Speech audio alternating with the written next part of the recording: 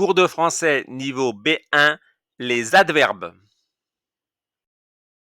Les adverbes. Donc là, ceux-ci font partie des mots très importants dans toutes les langues. Donc, un adverbe, son premier emploi, sa première fonction, c'est de modifier le sens d'un verbe. Un adjectif, lui, va accompagner un nom. Exemple, une voiture. On va ajouter un adjectif pour préciser le nom. Eh ben, une voiture, ça va devenir une belle voiture, une vieille voiture. Donc, l'adjectif qualificatif est lié au nom. L'adverbe, lui, est lié au verbe. Il est lié aussi au nom, à l'adjectif, mais son premier sens, il est lié au verbe.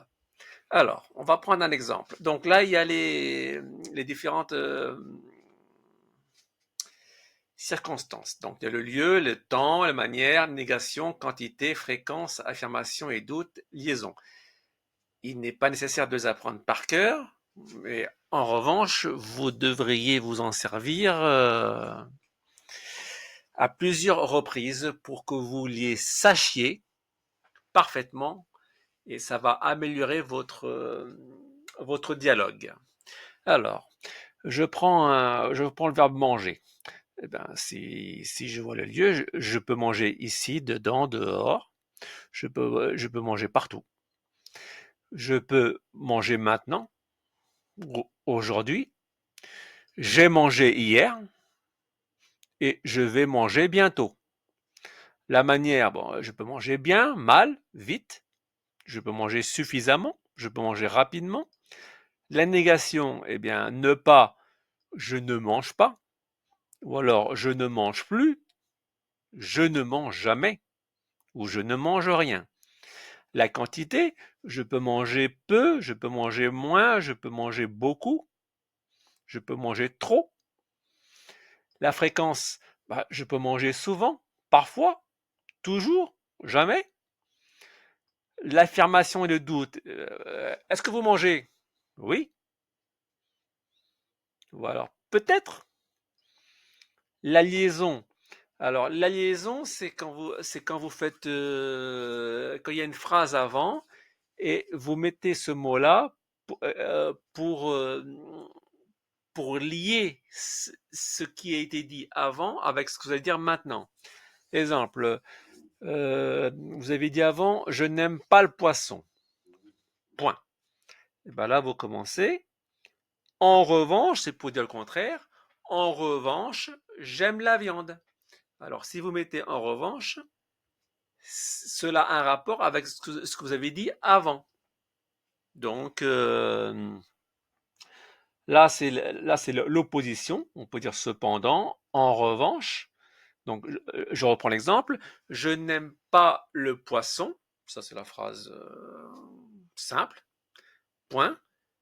En revanche, j'aime la viande. Donc, c'est le contraire. La cause et la conséquence. Exemple. Je n'ai pas assez travaillé à l'école. Point. Ainsi, ou par conséquent, je n'ai pas eu mon diplôme. Donc, la cause et la conséquence. Je n'ai pas travaillé, donc la conséquence, c'est que je n'ai pas eu mon diplôme. Et c'est ce mot-là qui va faire de la liaison entre la phrase d'avant et la conséquence. L'addition, là, c'est pour rajouter en plus quelque chose. Un exemple, j'aimerais visiter le Texas. Le Texas est une région aux USA. Point. De plus, virgule, j'aimerais aussi visiter New York. Voilà. C'est pour ajouter quelque chose à ce que vous avez dit avant. Donc, c'est bien important de noter opposition, conséquence, addition. Et enfin, la chronologie, c'est c'est aussi important pour l'écrit, c'est quand vous allez dire quelque chose, parler, la chronologie va vous servir à mettre des étapes. On commence en premier lieu par d'abord, D'abord, je vais vous parler un. Ensuite, je vais et enfin. Donc, les trois rapports, c'est d'abord c'est en premier, ensuite c'est en deuxième, et enfin c'est à la fin. Ou alors on peut dire premièrement, deuxièmement. C'est pour structurer vos paroles.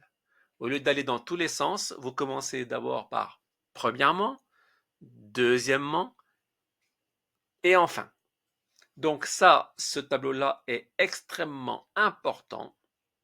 Il n'est pas nécessaire de l'apprendre par cœur, mais vous devriez le consulter souvent pour avoir en tête tous ces mots-là qui expriment une circonstance particulière. Donc le lieu, le temps, la manière, la négation, la quantité, la fréquence, affirmation et doute, et la liaison.